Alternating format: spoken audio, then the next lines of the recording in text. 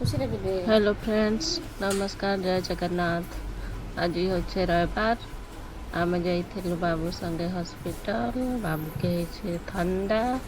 Hospital ने एते भीड़ थिले जे लाइन लगी लगी थकी थुका गलु। बाबू ओथि लगी आड़े साड़े भागुछि खाली। तारपरे आमे डॉक्टर के देखालु।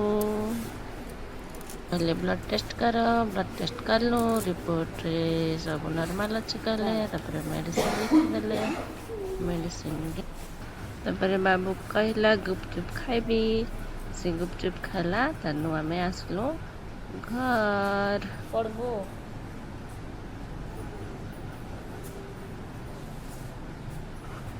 वीडियो भल लागला बोले लाइक सब्सक्राइब करबे। Thank you. जय जगन्नाथ। केंदा एलिफेंट